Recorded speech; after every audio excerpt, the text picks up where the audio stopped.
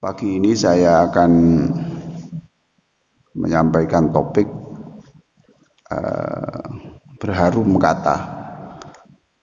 kata dengan sujud yang lama. Bagaimana sujud kita itu menjadikan kata-kata kita itu harum, ya. Tidak hanya parfumnya yang harum, Mbak, ya. Tidak hanya parfumnya yang harum, tetapi tutur kata kita itu terasa harum di telinga orang, di depan orang. Tapi sebelum itu saya ingin menjelaskan ayat yang dibaca oleh imam kita tadi itu adalah surah An-Nisa.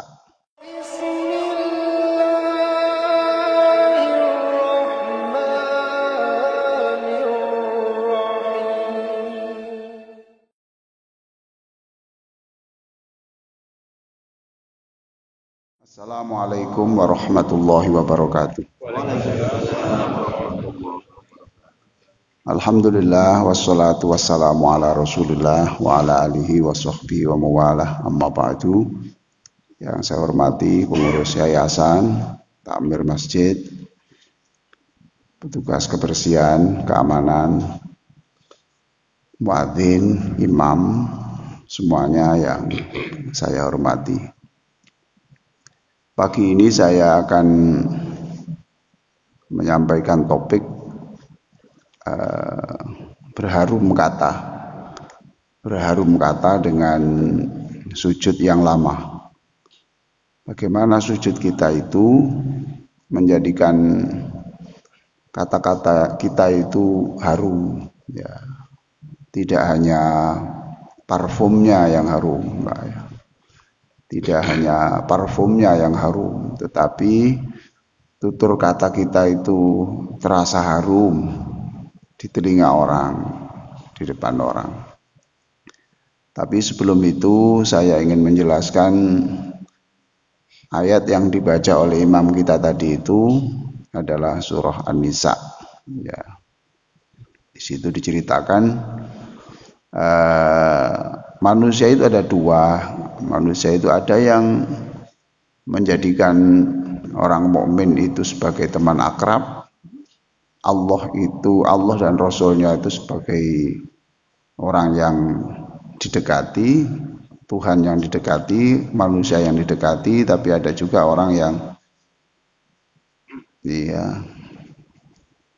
wa may yakuni syaitanu lahu qarinan fasa'a qarina, surat An-Nisa ayat 38. Ada orang yang menjadikan setan itu temannya, gitu. Setan itu temannya. Lalu yang lebih penting adalah ayat 41 itu tadi yang dibaca begini. Muhammad, gimana kamu nanti seperti apa jika kamu saya hadirkan sebagai saksi. Nah, kamu saya hadirkan sebagai saksi dalam pengadilan Allah nanti. Nah, ayat ini yang An-Nisa 41 yang dibaca pada rakaat pertama tadi itu ceritanya Nabi meminta seorang sahabat untuk membacakan Al-Quran.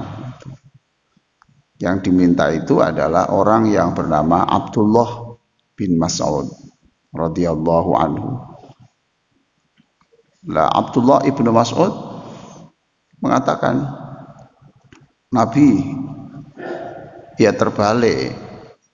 Yang terima wahyu itu panjenengan. Ya mestinya panjenengan yang membaca, lalu saya yang mendengarkan. Itu. Apa kata Nabi Muhammad? Iya, memang saya yang menerima wahyu.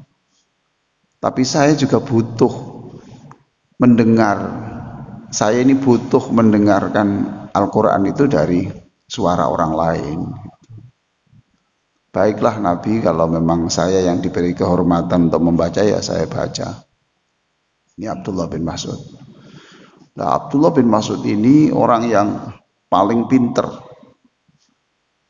sejarah dan sejarah ayat per ayat itu tahu, huruf per huruf itu tahu, itu Abdullah bin Mas'ud ini. Abdullah bin Mas'ud sampai Rasulullah mengatakan, kalau kamu semua itu ingin tahu bagaimana suara Al-Quran itu saya terima dari Jibril, ya, dan bagaimana suasana saat itu, jangan tanya siapapun kecuali satu ini, Abdullah bin Mas'ud. Makanya dulu pernah saya ceritakan di meja ini, orang yang tahu sejarah itu insya Allah penghayatan sholatnya lebih bagus. Bagaimana tidak bagus, Pak? Ya saya kalau sholat tasyahud ya, tasyahud. Kalau waktunya agak panjang, mesti saya sapa orang ini. Orang ini saya sapa, saya panggil. Lewat pintu mana saya memanggil? Wa assalamu alaina wa ala ibadillahis sholihin. Ya Allah, kirimkan salam saya kepada hamba-hambamu yang soleh-soleh itu. Gitu. Lah, kalau kita menyebut kirimkanlah salam saya kepada hamba-hambamu yang soleh, ini kata-kata ini abstrak. Kata-kata ini terlalu general, terlalu umum gitu. Harus di breakdown, harus dipreteli gitu. Nah, kalau begitu gimana? Ya saya panggil orang-orang soleh itu siapa? Ya saya panggil Nabi satu persatu. Nabi itu satu persatu saya panggil. Salam saya untuk Nabi Adam, salam saya kepada Nabi Adam, Idris, Hud, Yusuf, terus Nabi itu. Kemudian sahabat-sahabat yang memang punya prestasi yang dipuji Nabi seperti ini. Salam saya juga ya Allah kepada Abdullah bin Mas'ud. Aku mohon ya Allah dalam hati saya, jadikan aku dan anak-anakku itu orang yang mengerti Al-Quran seperti ilmu yang kau berikan kepada Abdullah bin Mas'ud. Ya, kadang-kadang nama Abdullah itu hilang, Pak, terkenal Ibnu Mas'ud gitu. Jadi sebenarnya kita ini di dalam sholat itu kita bisa bersilaturahim loh, Pak, sebenarnya itu. Kita bersilaturahim dengan seperti ini karena kita diberi pintu. Pintunya adalah salam untukmu wahai orang-orang yang soleh. Nah, kita bisa memanggil salam pada mereka. Nah, kalau kita sering memanggil mereka, orang nabi, orang-orang soleh, berarti kita berkawan kepada mereka. Ayo, betul enggak? Betul enggak? Lah, kita sering mendoakan, Pak. Berarti kan kita dekat toh? Paham, Pak ya? Dekat. Ini kalau kita sering salam kepada orang-orang yang begini, berarti kita orang dekat kepada mereka dan kita tidak lagi dekat kepada setan. Nah, ujung-ujungnya apa? Yang saya ceritakan di Suara Muslim Selasa yang lalu itu, ujungnya apa? Nah, kalau kita sudah disebut bahwa kita ini orang yang cinta kepada para sahabat, maka Nabi mengatakan almar'u ma'aman ahabba. Besok di akhirat itu orang dikelompokkan dengan orang-orang yang dicintai. Nah, berarti kita punya hak untuk satu kelompok dengan para sahabat-sahabat yang mulia tadi. Nah, ketika Abdullah bin Mas'ud diminta untuk membaca Al-Quran, yang dipilih adalah surah An-Nisa. Surah An-Nisa. Nabi Muhammad mendengarkan. Terus mendengar. Nah, sampai pada ayat 41 ini Nabi menghentikan. Stop. Jangan dilanjut. Nabi menangis itu. Nangis itu. Jadi saya itu diminta pertanggungjawabkan atas setiap orang. Aku ini Muhammad, bagaimana kamu nanti? Setiap orang saya adili, kamu saya hadirkan sebagai saksi lah. Tuh. Jangan teruskan, betapa berat tugasku itu. Nah, surat An-Nisa ayat 41. Jadi kita ingat itu ya, ingat Ingat tangisan Rasulullah waktu itu. Stop. Sudah tidak kuat saya. Bagaimana ini? Kalau saya diberi tugas sampai begitu. Ya kalau saya itu masih hidup terus. Sedangkan saya ini harus bertanggung jawab kepada orang-orang yang setelah kematian saya. Kalau Nabi Isa hanya diminta bertanggung jawab ya pada waktu dia hidup. Seluruh nabi-nabi itu, khusus Nabi Muhammad. Berat ini. Nah, itu rakaat pertama. Rakaat kedua itu nanti ada kaitannya dengan apa yang saya bahas di sini. Perhatikan Pak ya.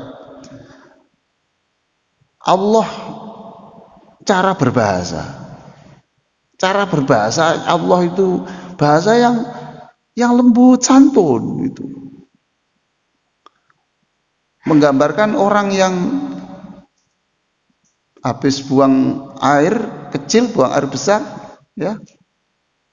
Itu bahasanya jika kamu keluar dari toilet, nah, gitu.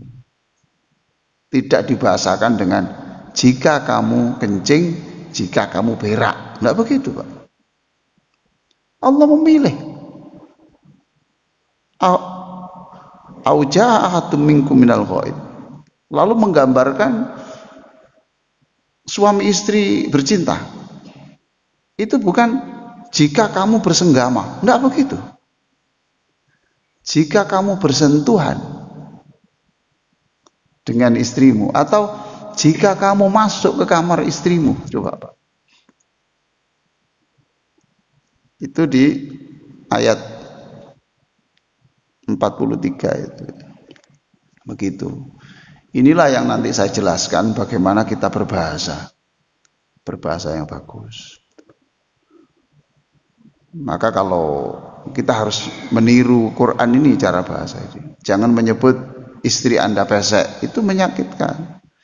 Sebut saja tidak terlalu mancung. Lah begitu itu kan tidak menyakitkan. Nah, kita hampir meniru ini Pak, meniru ini. Pendek jangan. Suamimu yang mana? Yang pendek itu jangan pendek.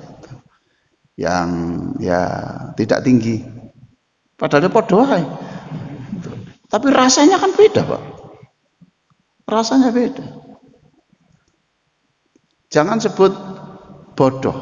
Itu juga menyakitkan. Ya kurang mengikuti perkembangan ilmu. Begitu kan. Enak, Pak. Nah, memilih kata-kata yang seperti itu tidak bisa kalau kita tidak melatih diri. Yang kedua, kita tidak minta pertolongan kepada Allah Subhanahu wa taala. Maka salah satu doa dalam sujud itu kan satu diantaranya kan waj'al fi lisani nuro. Jadi orang Islam tuh subhanallah diajari untuk waj'al fi lisani nuro. Ya Allah, jadikan lidah kami ini lidah yang penuh cahaya. Secara fisik ya Pak ya. Ini ada orang yang menyaksikan bahwa Rasulullah kalau berbicara itu sampai melihat di sela-sela giginya itu ada cahaya. Di sela-sela gigi Rasulullah itu keluar cahaya. Kita doa toh. Dan mungkin Bapak Ibu juga sudah, karena lama saya jelaskan tahun lalu itu, jadi kemungkinan sekarang sudah lupa. Allahumma ja'al fi qalbi nura waj'al fi sam'i nura wa fi lisani dulu ya. Allahumma ja'al fi qalbi nura wa fi lisani nura. Ya Allah, jadikan hatiku ini hati yang tercahayai. Tuh. Waj'al fi lisani nura, jadikan cahaya itu ada di lidah kami. Ya betapa senangnya loh Ibu kalau punya suami yang tutur katanya itu adalah nampak bahwa dia adalah pribadi yang tercahayai oleh Rasulullah, tercahayai oleh Allah. Itu pasti menyenangkan. Tidak mungkin kalau orang hatinya tercahayai, mulutnya tercahayai, kemudian sampai tengkar, sampai jotos orang, kemudian sampai mimisen, tidak ada. Nendang, banting, nggak mungkin. Tuh. Nah, doa-doa seperti itu, Pak. Makanya dulu pernah saya breakdown. Allahumma ja'al fi qalbi nura. Ya Allah, berikan cahaya di hatiku supaya aku selalu ingat kepadamu. 3 poin loh. Selalu ingat kepadamu. Berikan cahaya di hatiku supaya aku bisa membersihkan kotoran dalam hatiku. Berikan cahaya di hatiku supaya aku bisa ikhlas, ridho, tidak mengeluh dengan apapun takdirmu. Nah, kalau lesan kan, berikan cahaya di mulutku supaya aku hanya berbicara yang benar, lalu aku bisa menyampaikan orang dengan perkataan yang meyakinkan, dan berikan cahaya juga di lidahku supaya lidahku ini selalu basah memanggil namamu dan Rasulmu lebih dari memanggil nama-nama makhlukmu yang lain. Nah, kita akan berbicara di sini.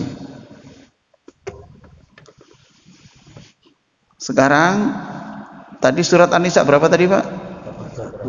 4. Ya, 4. Yang membuat nangis Nabi tadi 41 toh, 41. Kemudian kalau Nabi itu, Allah itu selalu memilih kata-kata yang bagus ya, itu 43. Loh, ya betul 43. Oh ya betul 43. Nah, sekarang yang kita kaji adalah surat An-Nisa 148 149. 148 149. Cari silakan, Pak. Silakan dicari. Sudah ketemu, Pak?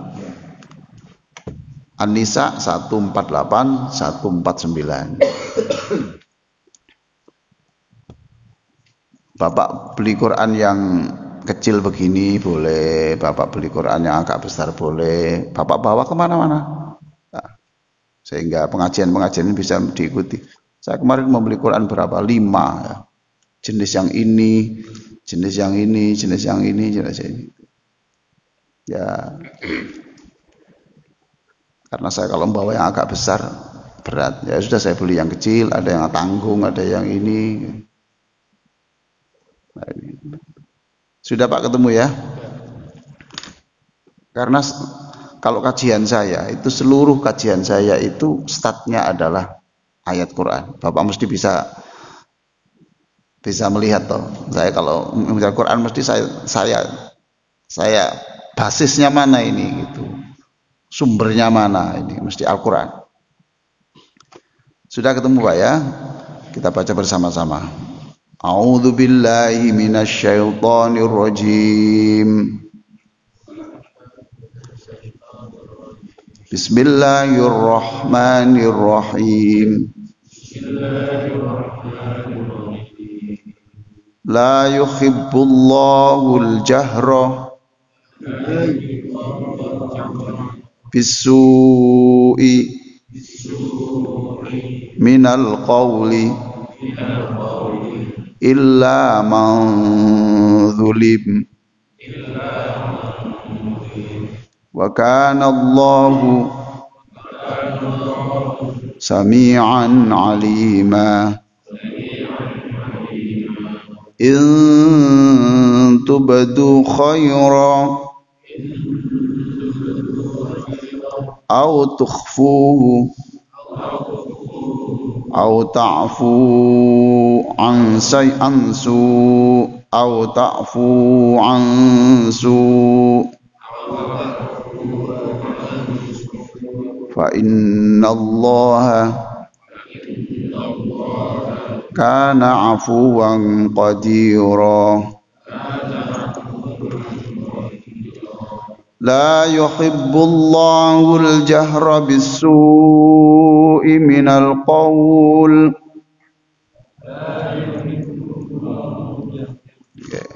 La yuhibbullahu al-jahra bisu minal qaul illa man zulim wa kana Allahu sami'an alima. In tubadu khaira aw tukhfuhu aw ta'fu an su' fa inna Allaha kana afuwan qadira. Nah, ini la yuhibbullahul jara. Ada yang ada terjemahnya? Silakan dibaca yang keras. Nah.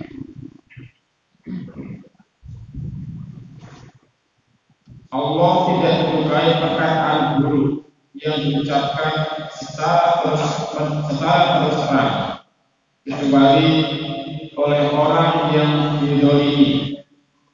Allah Maha mendengar lagi Maha mengetahui. Terus Pak satunya.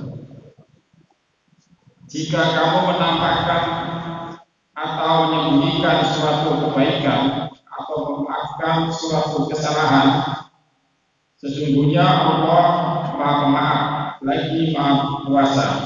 Ya, jelas toh Pak. La yuhibbullahu, Allah tidak suka. Jelas. Allah tidak suka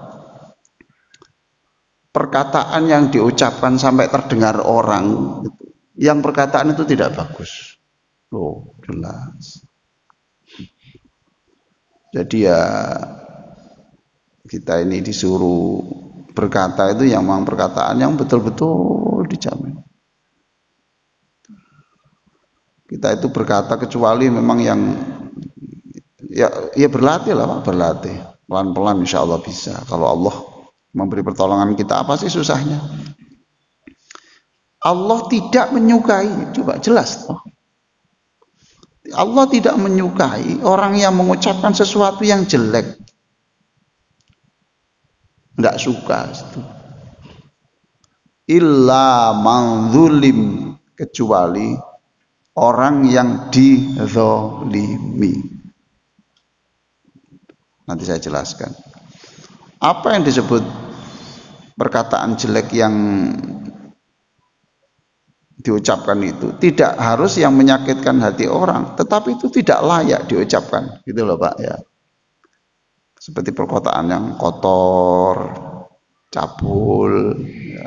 Hubungan suami istri diceritakan pada orang, itu kan tidak boleh.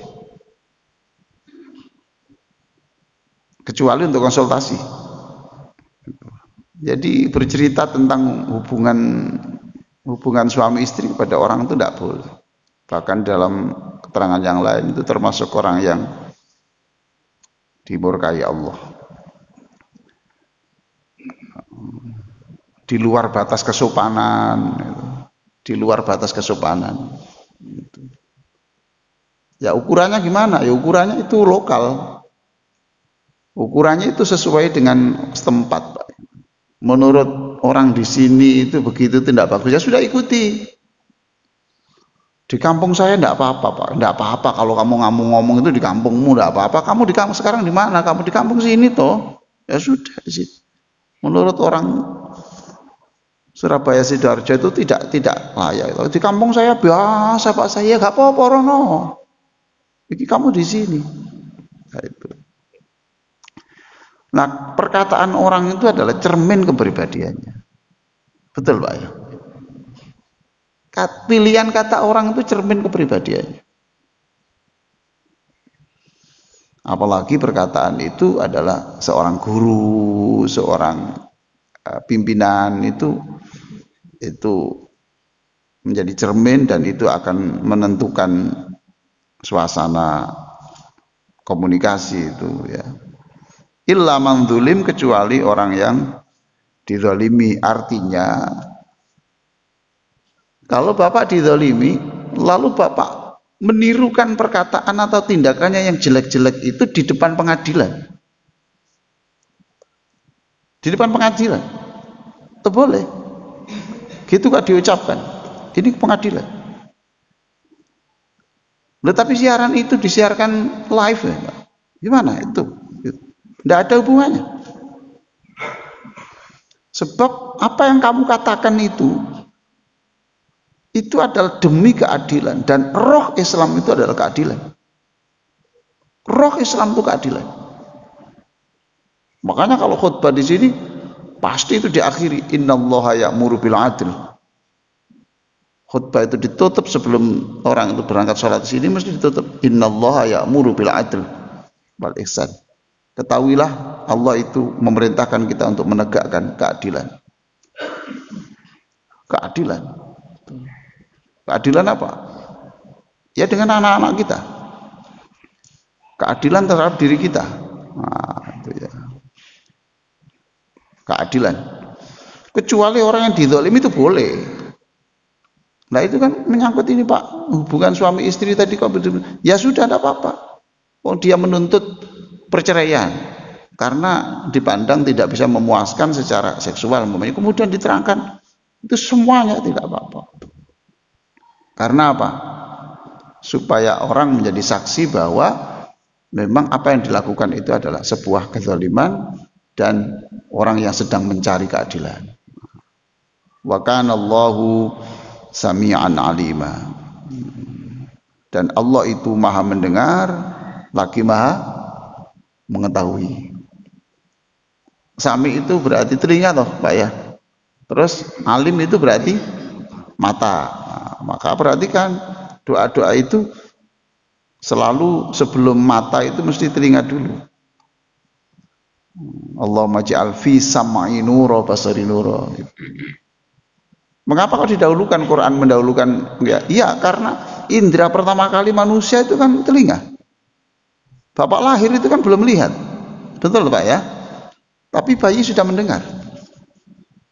Kan bayi masih memejamkan mata toh. Nah, itu kemudian mendengar, maka indera pertama kali adalah pendengaran itu. Kalau Bapak tanya lagi, kenapa Quran itu mesti asam awal absoro? Wa ja'ala lakumus sam'a wal absoro. Allah memberikan kamu pendengaran, satu pendengaran dan beberapa penglihatan. Berarti kalau mendengarkan apa? Tunggal toh, betul toh. Dan Allah menjadikan kamu untukmu itu satu pendengaran dan banyak penglihatan. Gini-gini Pak, ada tafsirnya Pak gitu. Kenapa kok satu? Iya. Karena orang itu kalau mendengarkan tidak bisa bercabang. Umpamanya gini ya, orang mendengarkan pengajian gini, lalu sambil membaca, tidak bisa. Orang mendengarkan saya ini sambil mendengarkan musik. Kamu kok tidak mendengarkan ceramah? Iya Pak, bersamaan dengan musik tidak bisa. Tapi kalau mata itu bisa, melihat depan, melihat spion, melihat ini itu bisa. Loh, gini ini bisa. Gitu. Makanya Quran itu kalau menyangkut penglihatan itu berbentuk jamak. Tapi kalau apa? Pendengaran itu tuh. Lalu kenapa Pak itu Nabi Sulaiman kok meminta dosa itu yang diampuni hanya satu? Nabi Sulaiman. Rabbi auzi'ni an ashkura ni'matak. Bantulah aku ya Allah supaya aku bisa senang, bisa menerima dengan senang hati apapun yang Kau berikan itu. Tidak apapun, berikan aku rasa senang untuk menerima satu nikmat-Mu gitu. Kenapa kok satu? Padahal nikmat kan banyak. Itu menunjukkan bahwa Bapak Ibu tidak bisa mensyukuri satu nikmat saja, itu tidak akan tuntas. Paham Pak ya? Panjenengan itu loh mensyukuri bisa ngomong begini loh Pak. Bapak belum pernah sih rasanya dicabut atau dikurangi ngomongnya itu. Jadi mensyukuri kita bisa ngomong saja itu tidak cukup, tidak bisa kita. Nah ini mengapa Nabi Sulaiman itu minta diampuni, untuk dibimbing untuk mensyukuri satu nikmat, nikmatak. Ya karena mensyukuri satu nikmat saja itu berat. Makanya siapa khalifah yang keempat? Siapa? Abu Bakar, Umar, Utsman, Ali. Nah, siapa khalifah kelima yang kesalehannya itu mirip itu? Ada khalifah yang kelima. Siapa namanya? Namanya Umar bin Abdul Aziz. Siapa? Nah, ini kesolehannya, Pak. Kesolehannya itu hampir menyamai itu. Maka itu disebut khalifah kelima. Dia mengatakan begini. Saya lihat di tafsir. Kamu itu kalau bisa mengucapkan alhamdulillah yang tulus, yang ekspres yang tulus itu. Alhamdulillah. Kata Umar bin Abdul Aziz, nilai yang kamu ucapkan itu alhamdulillah, 2 kata saja itu. Kamu harus tahu itu nilainya lebih mahal daripada seluruh kekayaan. Jadi Bapak diberi umur panjang sampai bisa menyebut alhamdulillah, itu apa yang Bapak ucapkan itu nilainya lebih mahal dari seluruh kekayaan Bapak. Yang kaya, yang walaupun yang miskin apalagi, kekayaan berapapun tuh. Coba Pak, Allah menghargai sesuatu itu begitu Pak. Maka Bapak diberi umur panjang, sehat, bisa mengucapkan gini. Ini nikmat besar. Bapak mungkin tidak punya apa-apa, Bapak lagi sakit, tapi Bapak bisa mengucapkan alhamdulillah. Itu seluruh yang kamu miliki itu nggak ada apa-apanya dibanding alhamdulillah. Ya, gitu. Allah Maha mendengar, lagi Maha mengetahui. Sami'an alima. Terus sami'an alima. Sifat Allah itu sami'un alim, ya. Coba sekarang. Bismillahilladzi, itu ya, coba semuanya. Bismillahilladzi la yadurru ma'asmihi syai'un fil ardi wala fis sama. Terusnya loh, sami'un alim lagi toh, sami'un alim. Kalau Bapak nerjemah gimana itu? Bismillahilladzi la yadurru itu.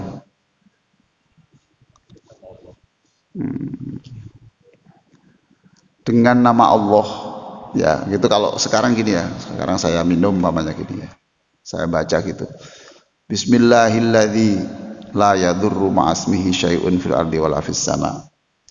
Ya Allah, dengan air, yang air ini saya konsumsi dengan bismillah. Saya isi air ini dengan asmamu. Bismillahilladzi la yadurru. Maka air yang sudah saya isi dengan asmamu itu akan menjadikan kami terbebaskan dari seluruh apa saja yang membahayakan tubuh saya.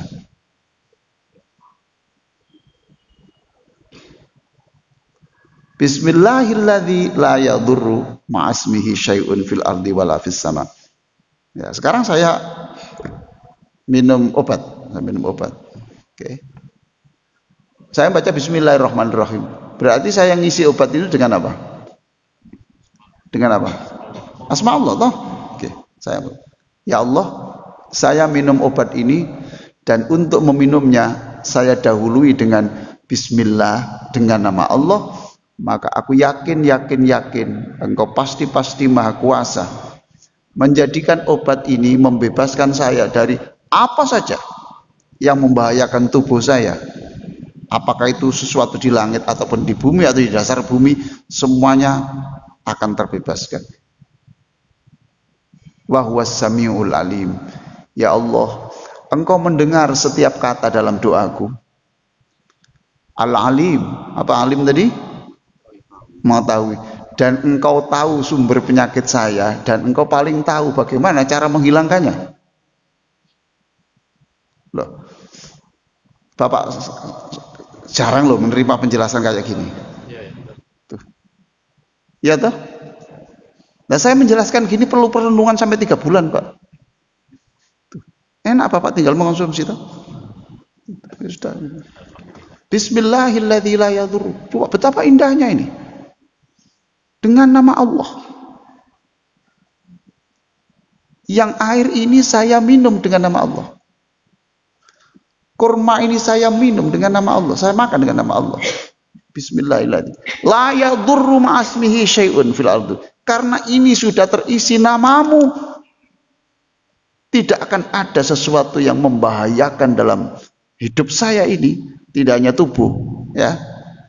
Fil ardi wala fis sama. Yang di bumi dan di langit itu. Semuanya itu sudah dikendalikan Allah. Di stop. Karena kita mengonsumsi sesuatu yang sudah saya isi dengan asma Allah. Nama Allah. Wa huwas samiul alim. Engkau mendengar setiap huruf yang saya baca dalam doa ini. Al-alim, dan engkau paling tahu bagaimana caranya menyehatkan saya. Bagaimana cara menyelamatkan saya. Di mana titik-titik bahaya untuk saya. Indah sekali. Nah inilah bedanya kalau membaca dengan penghayatan dan tidak itu. Gitu. Ya Bismillahirrahmanirrahim. Ya beda toh, itu beda. Sami'un alim.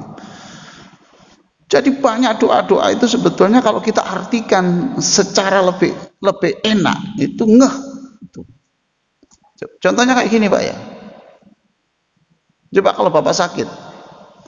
Nas'alullahal azim Rabbal arsyil. Paham Pak ya? Kalau Bapak mau sakit itu Pak, doanya Nabi itu. Nas'alullahal azim Rabbal arsyil azim. Aku akan meminta kepada Allah yang maha besar, yang Tuhannya arasy. Coba. Arsyil azim, arasy yang besar. Mengapa untuk kesembuhan itu kemudian memanggil Allah yang menguasai arasy? Masih ingat pernah penjelasan saya? Arasy itu di mana? Di mana? Mojosari. Arasy itu di atasnya langit. Dan Bapak tahu berapa besarnya arasy itu? Arasy itu lebih besar dari bumi, langit, dan seluruh isinya. Bumi, langit, jangankan sampai langit, Pak. Bapak ini bumi saja belum tuntas. Jangankan sampai dunia, Pak. Indonesia aja belum tuntas lah.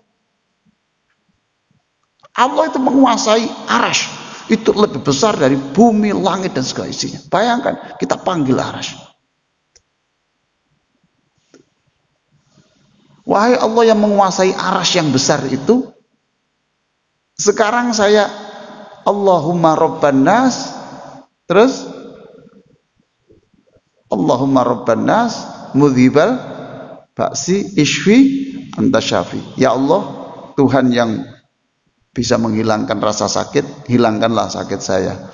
Setelah memanggil Tuhannya arasy, minta sembuh. Coba perhatikan. Lawang engkau itu jangankan menghilangkan penyakit saya nggak bisa. Wong engkau itu lo ngurus arasy sebesar itu lo enteng bagimu. Apa penyakit saya itu? Ya kecil loh. Liver aja kok, itu jantung aja kok, operasi kepala aja. Ya kecil apa itu? Mengapa? Karena engkau Tuhan yang bisa mengatur arasy sedemikian besar, apalagi ngurus badanmu yang hanya 200 kilo itu. Ya, berapa 200 kilo, Bapak? Coba, Pak. Doa itu dimulai dengan sesuatu yang melahirkan optimisme, melahirkan kekuatan.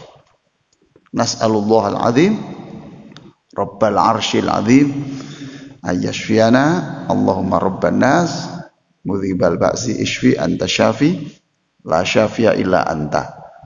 Bismillahilladzi yang Bapak sebut, yang baca tadi. Nas'alullahal azim tadi itu doa dari Nabi Bapak Ibu mengonsumsi sesuatu yang sudah yang pakai doa dari Rasulullah, itu namanya ruqyah.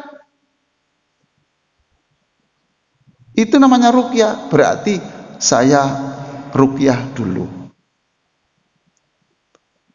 Jadi ruqyah itu jangan dibayangkan ruqyah itu hanya ngusir jin. Ruqyah ngusir jin. Dan jangan mesti ruqyah itu jangan mesti yang formal-formal begitu.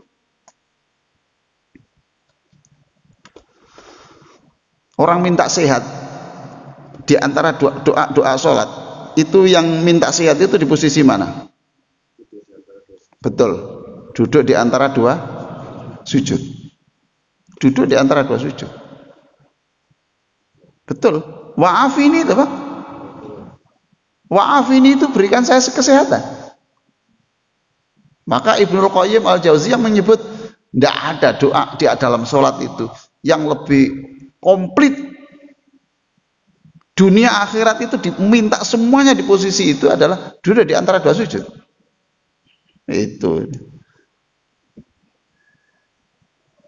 Boleh enggak kita pada waktu duduk di antara dua sujud ketika minta ampun, lalu dalam hati ya, dalam hati, jangan diucapkan. Saya dalam hati begini, ya Allah,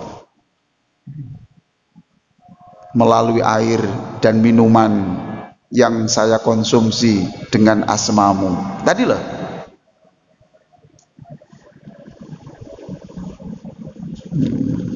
sebentar, ada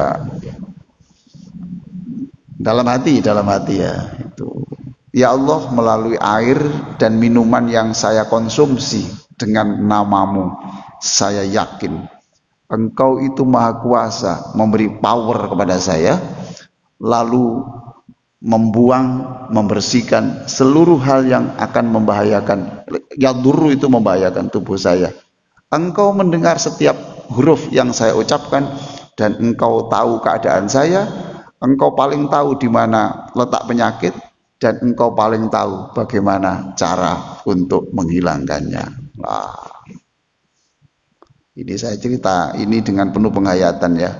Karena saya kemarin itu, saya dari Palembang itu, saya tidak bisa bersuara, itu kecil suara saya. Ya sudah tidak apa-apa, diterimanya.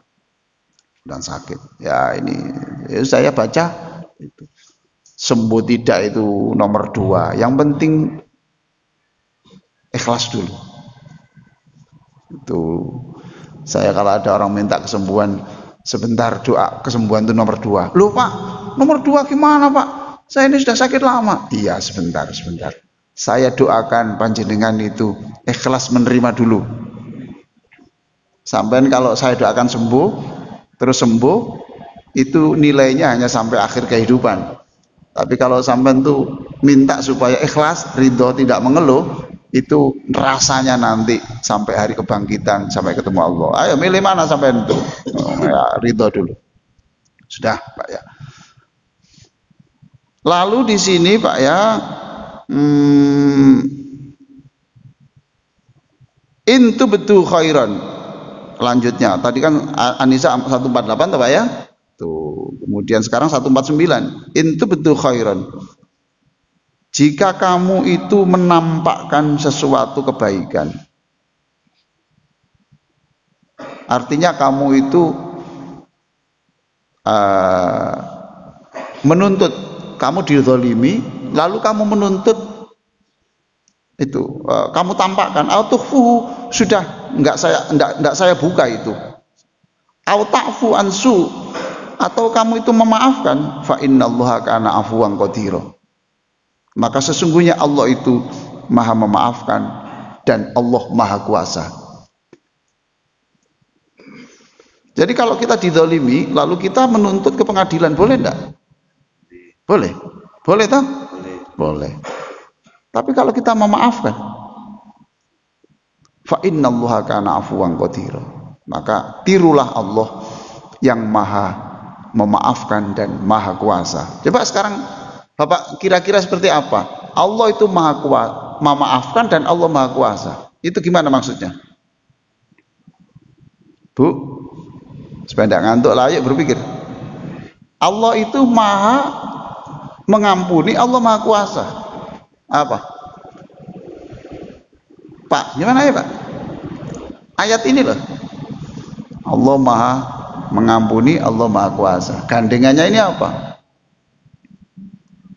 Enggak ketemu Pak. Bapak ini ketenggengan apa ngantuk tuh Pak Jani Pak? Ini loh Pak. Orang memaafkan itu dihitung memaafkan kalau dia sebetulnya bisa membalas. Paham Pak? Lah Allah itu bisa menyiksa Anda jam ini bisa. Tetapi Allah memaafkan.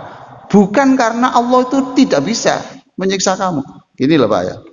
Anak bapak itu kerempeng ya. Kerempeng beratnya kira-kira ya sekitar 30 kilo lah kerempeng. Terus tinggal tulang-tulangnya saja itu. Lalu dijotos orang yang badannya itu besar seperti Mike Tyson. Tuh, gitu.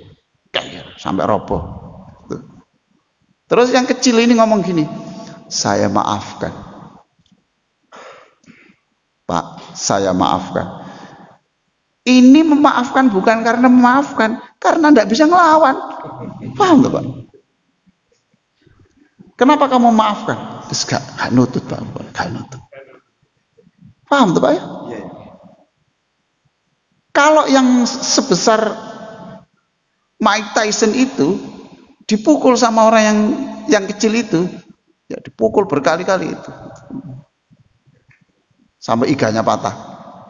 Ya terus yang ini bilang, saya maafkan. Nah ini baru maafkan, karena dia afuwan qadira, dia memaafkan dalam kondisi dia kuasa.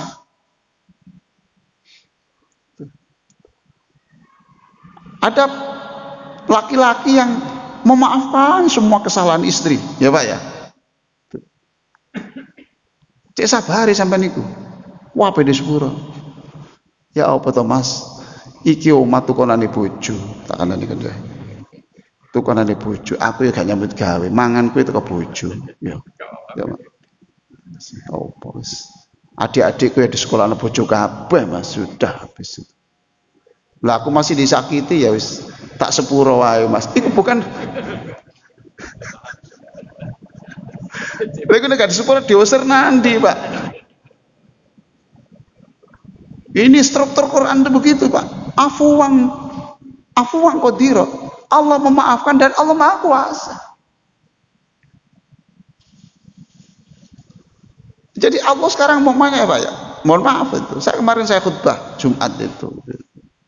Saya jelaskan. Orang yang sombong karena keilmuannya, sombong karena pengikutnya, sombong karena partainya, sombong karena itu. Jangan dikira loh, kalau sekarang Allah menjadikan semua mereka yang sombong-sombong itu menjadikan kera hari ini, itu terlalu mudah bagi Allah. Kunu qiradatan khasiin, itu mudah. Mengapa Allah tidak merubah mereka jadi kera? Ya, bukan Allah tidak mampu, tapi Allah sedang memberi kesempatan untuk bertobat. Oh, gitu. Mengapa Allah tidak bisa menyiksa hari ini seperti kaumnya Nabi Lut? Nabi Lut dulu kan ada homo, ya toh? Lesbi, homo, coba di situ. Dan belum ada organisasinya loh Pak. Sekarang ada organisasinya enggak? Organisasi. Bahkan itu bangga. Itu. Di luar negeri itu bahkan itu ada bendera itu. Satu hotel itu diberi bendera kuning, hijau, putih, hitam, merah itu pelangi itu simbol bahwa itu adalah LGBT. Saya kaget, saya di Swiss, loh di sini dan di Spanyol, loh begini. Lah sebetulnya kalau Allah mau, itu sebenarnya Allah sudah lebih pantas menghujani manusia hari ini dengan batu yang berapi seperti zamannya Nabi Lut, ya. Setelah dihancurkan, kemudian bumi diangkat, kemudian dibalik, itu bisa itu. Kenapa Allah kok enggak begitu? Apa Allah sudah kekuatannya menurun? Bukan. Allah Maha Kuasa, tetapi masih diberi kesempatan untuk itu. Makanya di sini Ini ya, Sayyidina Ali itu kan pernah ini loh Pak, mengejar orang, ya Pak ya, ya pernah ya. Ali kan pernah mengejar orang sampai roboh tuh.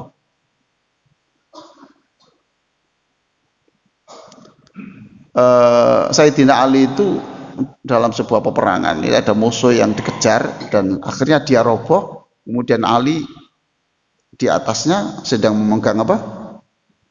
Itu. Terus tidak jadi dipukulkan karena apa? Karena ia meludahi Nabi toh. Kata Ali, kalau saya sekarang membunuh itu karena diludahi, berarti aku membunuh karena marah saya, kepentingan nafsu saya. Sudah kalau gitu saya batalkan, saya bunuh, saya tinggal pergi. Kalau tidak meludahi saya bunuh. Karena saya meludahi berarti saya sakit hati toh. Nah berarti saya membunuh untuk kepentingan saya. Gitu. Tapi berita itu tidak sampai kemana-mana. Kalau sampai kemana-mana nanti ada teori bagaimana untuk melunakkan orang Islam, diludahi saja. Ya itulah Pak ya di ayat ini, ayat tentang semua ini ayat tentang perkataan. Baik Pak, ini sudah ada isyarat dulu. Ada pertanyaan? Silakan Pak, monggo. Bu, mari. Nggih, Pak. Silakan. Insyaallah. Ini belum on. Oke, langsung saja Pak. Oke. Begini, Ustaz. Ya. Kalau tadi disampaikan bahwa sholat itu ada perenungan sampai mengapa sahabat itu yang sholat itu kan begitu panjangnya. Jadi kalau sholat dengan cara seperti itu mungkin begitu panjang. Apakah perenungan seperti itu tidak bisa dibuat sholat? Sehingga kita dalam kondisi kesendirian kita merenungkan hal yang seperti itu. Ini yang pertama. Yang kedua, seperti hubungan suami istri itu tidak boleh diekspos. Ya kalau konsultasi boleh. Tapi bagaimana kalau ada dokter yang banyak orang, di ruangan yang banyak, sehingga banyak yang mendengarkan itu dengan vulgar menyampaikan hal-hal yang seperti itu. Jadi suami istri itu menyampaikan di depan dokter dan itu di depan orang banyak. Bukan, dokter itu menyampaikan bagaimana misalnya psikologi itu menyampaikan bagaimana supaya kedua-duanya saling memuaskan. Itu ada trik-triknya. Itu disampaikan secara terbuka. Nah itu bagaimana? Terima kasih. Oke, yang pertama, Pak, renungan tentang sholawat salam untuk orang-orang yang daftar orang nama sekian banyak. Betapa lamanya sholat, itu Pak ya. Itu. Lah Bapak kenapa enggak mau sholat lama? Saya tanya dulu. Kenapa? Bapak jawab. Kok Bapak justru ngeluh sholat kok lama-lama gitu? Kenapa? Saya jawab. Ada keperluan, gitu. Nah, kalau ada keperluan ya sudah selesai. Nanti nunggu kalau tidak ada keperluan diperpanjang lagi. Nggih Pak nggih. Itu. Sebab beda Bapak. Jenengan merenungkan sesuatu, berdoa sesuatu dalam sholat, itu lipatannya jutaan kali lebih power daripada di luar sholat. Paham Pak ya? Kalau Bapak di luar sholat, kentut boleh enggak? Di luar sholat? Pak? Boleh. Di dalam sholat? Enggak boleh toh. Nah, berarti itu poinnya besar. Apa? Itu toh. Itu. Jadi enggak apa-apa dalam sholat saja, Pak. Dalam sholat saja. Supaya wong saya ini ngajari supaya sholatnya lama kok. Justru itu saya breakdown supaya lama. Lalu sampai ini cukup. Ya Allah berikan saya bahagia dunia akhirat. Entek, Pak. Cepat buyar, Pak. Paham tuh, Pak ya?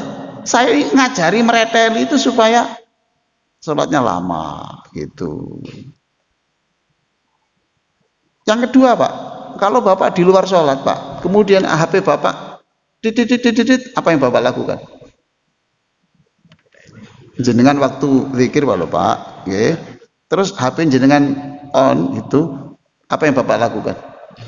Angkat. Kalau dalam sholat nggak bisa. Kelebihannya di situ.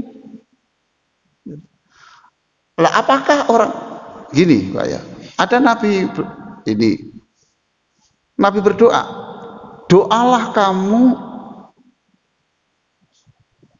dubura kulli sholatin. Dubura itu diartikan dua. Diartikan dengan dubur itu, mohon maaf ya, itu kan di bagian belakang ya. Berdoalah kamu pada ujung sholatmu. Itu diartikan dua. Diartikan berdoalah kamu setelah sholatmu. Ada yang mengartikan berdoalah pada ujung sholatmu, berarti pada waktu tasyahud. Gitu. Sudah ya. Dalam sholat mau enak sholat, bentar enak. Umpamanya Pak ya. Setelah sholat kemudian Pak, sego goreng wis siap. Pak. Ayo Pak, langsung muat sampean wis itu. Wis dah gitu. Lah tapi kalau dalam sholat itu masih ada proses lumayan. Bahkan bisa jadi tidak dengar. Yang kedua, bagaimana hubungan suami istri itu diterangkan dokter sampai detail, ya Pak ya? Iya Pak ya, itu. Menyebut nama orang? Tidak, ya berarti tidak apa-apa. Yang tidak boleh kan menyebut nama orang. Lah kenapa diterangkan? Ya, kita tahu tidak sedikit orang minta perceraian karena gagal ini tuh Pak. Paham Pak ya? Berarti itu penting. Berarti penting. Nabi saja itu ketika perang Pak, selesai perang, itu tentara itu diajak istirahat dulu Pak. Disuruh mandi dulu. Mandi dulu, kemudian suruh memberitahu istrinya itu sana semua bahwa tentara sudah mulai pulang. Supaya di sana siap, di sini harum. Loh, urusan seks itu jangan dipandang sederhana Pak. Itu penting Pak. Penting apa betul?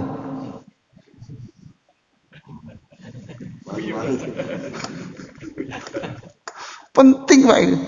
Umur berapa jenengan? 50. Masih penting enggak?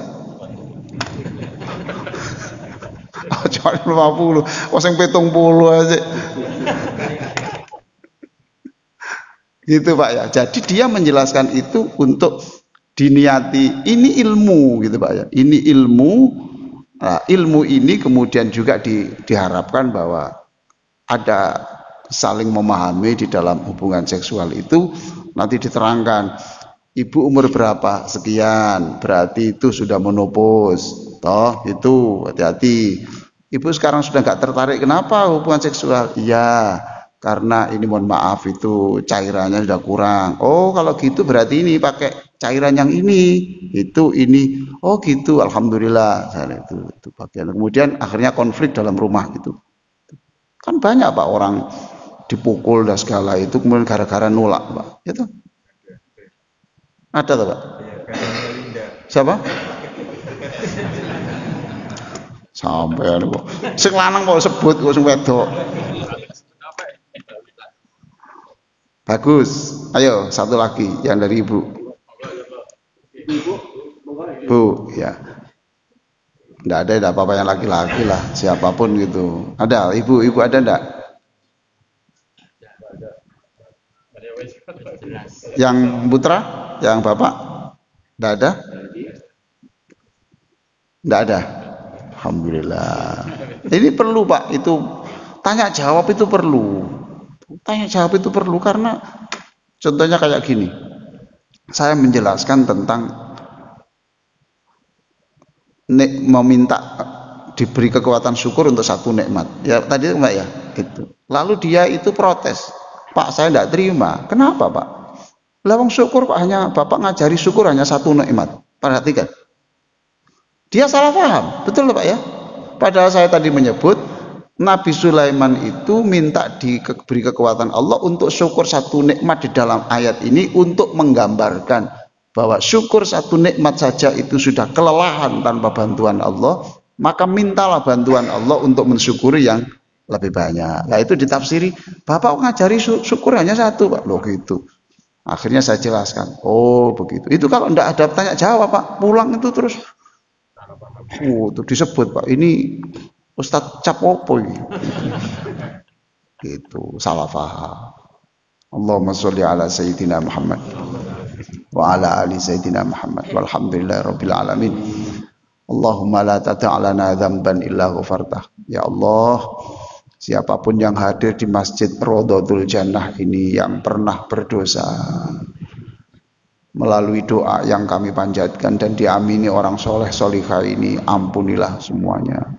Wala hamman illa farrajtah, siapapun yang susah karena berbagai persoalan, Engkaulah yang akan menghilangkan kesusahannya.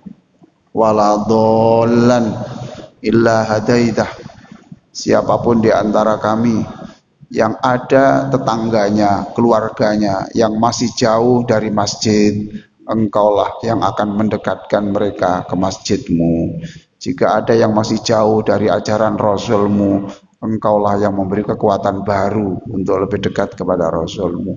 Wala maitan illa rahimtah. Ya Allah, siapapun di antara jamaah Masjid Rodhatul Jannah ini yang meninggal oleh salah satu yang dicintainya, Engkaulah yang merahmati dan mengampuni yang meninggal, dan Engkau memberikan kesabaran kepada yang ditinggalkannya.